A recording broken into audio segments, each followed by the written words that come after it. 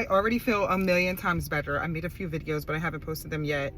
Last night, I was up all night because I was going through like different ways to heal from narcissistic abuse, okay?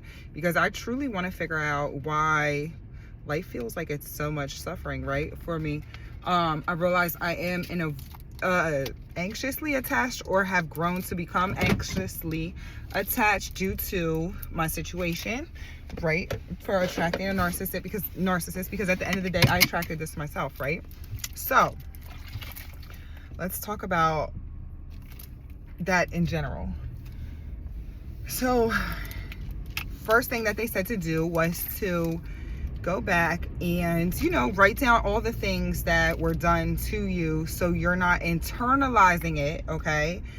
And because most of the time when something happens with a narcissist, they are defensive, or they gaslight you into thinking that you are making stuff up in your brain, okay? So I was able to produce a laundry list of very vivid memories that have attached in my subconscious, and my like, I literally have PTSD. I cannot go to the store with this man, right? So I'm like writing down all this stuff, and it feels really good to let it out, because it's like, okay, yes, that was reality and that was truth. There was nothing to hide behind. There's no gaslighting.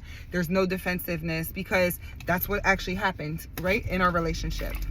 So that felt good. They also say you have to grieve the loss. But I think I was grieving during the entire relationship because I knew that it was not happening. So why do we avoid the red flags? Because there was red flags all over this. I knew this wasn't happening from the beginning. I knew it wasn't going to happen. Why do we ignore the red flags? Like, I knew. And the gaslighting does make you feel like you internalize everything, right? But I found this guy on YouTube, which I'll have to post it in the comments, okay? And he talks about narcissistic abuse and how long does it stem back. And I realized my father was extremely, he's a narcissist, and my mom is his enabler, which means that he never corrected his wrongs for all that time.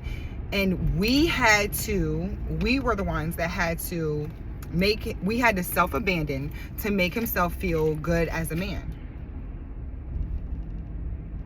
So I naturally I'm attracted to breadcrumbs, because I've been breadcrumbed by my father my whole life. I overachieve, and he might say that he's proud of me once or twice my whole fucking life, okay? And I am very successful. So it is insane how, I didn't think I was doing it for his validation, right?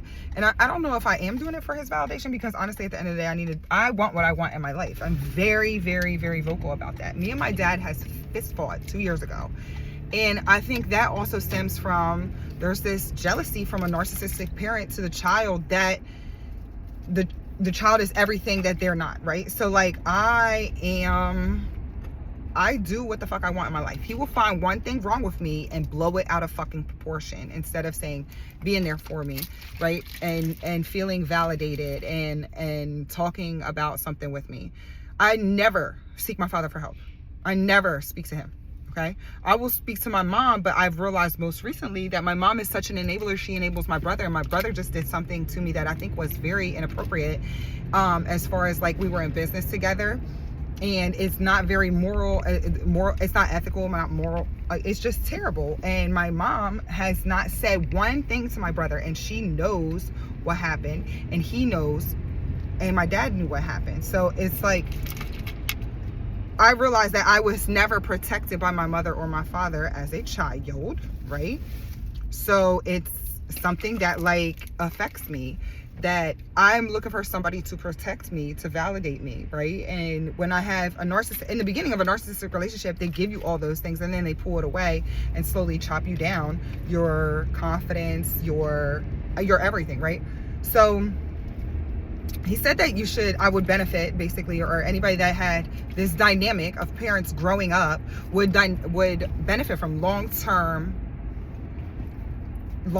therapy, because it's even difficult in those situations to stand up for yourself, because you literally have to go against everybody in the entire family and exclude yourself. Mind you, I'm a single mom of 3 kids, right? So excluding myself from people that are supposed to be helpful to me, it's like, it's always in my back of my mind, like, damn, why does this feel so terrible, right? But all this is making so much sense now, right? Why I attracted this into my life, because this is what love looks like to me, because that's the only form of love that I had, right? And we want to change that narrative, and we want to stop attracting it. That's why I'm like, I have to figure this out, because if I got to go through another one, like, this is like, I'm not going to survive it. You know what I mean? Like, it's only been a week, and I feel so much better. But give me like 2 months, and I'm going to physically look so much better. Obviously you don't have makeup or anything like that on, right? But my face is really red. It's swollen from high cortisol levels, because I'm used to being in this environment that somebody is going to attack me. And so my entire life, right? Because my father's like that to this day. I mean, my name's Samantha. My daughter's name is Samantha. And he calls her Sam. And I don't like that. And he just does it over and over again. So I've reduced my calling to them. And my mom, like, she'll be like, oh, don't do that. You know what I mean? But she has not stood up for the situation the whole time. You know what I mean? So you're not getting protection from anywhere. So what I've been doing is distancing myself from my parents since this happened. Like, a lot. Now, my parents are far away from me, so I don't see them physically, but they come up every summer, and I'm going to tell them not to come up this summer because I'm not dealing with their shit. So this is just such a revelation, because I'm like, why do I get stuck with this shit? You know what I mean? Where I feel like I have to self-abandon and not do the things that I want to do because I'm going to be criticized for them. I mean, obviously he wasn't a good partner in those regards, right? Because he was very disrespectful with other women. I mean, like, I'm telling you, like, literally we couldn't even go to fucking TJ Maxx without him looking at the goddamn cashiers. It's fucking ridiculous. It was off the chain ridiculous. So he has issues inside that are like not those, you know, that has nothing to do with me, right? But I endured that, so now I have this PTSD from that. Now I have to like kind of fix that, you know what I mean?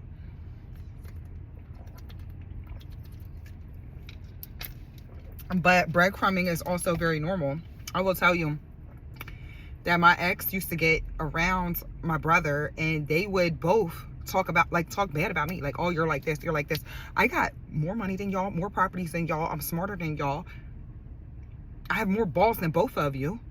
And y'all was cutting me down. And I realize now, because they're both narcissists. And my brother is a narcissist. And he doesn't see that he's such a fucking dick blower.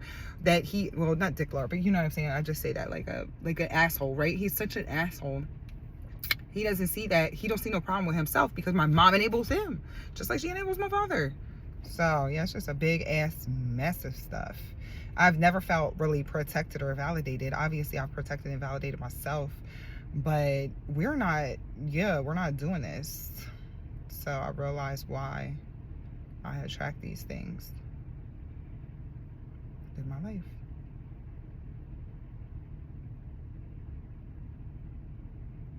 I hope that y'all go on a healing journey to figure out what the fuck problems you have and how you can fix it and make it better, because I feel just last night going through that, I was up for like 2 hours journaling and it's just piecing everything together, and it makes so much sense now. Because two secure people can be attached. I can be securely attached. Even before my ex, I feel like I was on the verge of being able to be securely attached. But when he came in, there were so many things that happened that just swamped me. And I really feel like God did this so he could be like, hey, these are the problems that you're having right now. And this is what, we're going to make it worse so you really, truly understand what's going on, right? Because I didn't have this revelation I have right now. Then I have the revelation now versus then.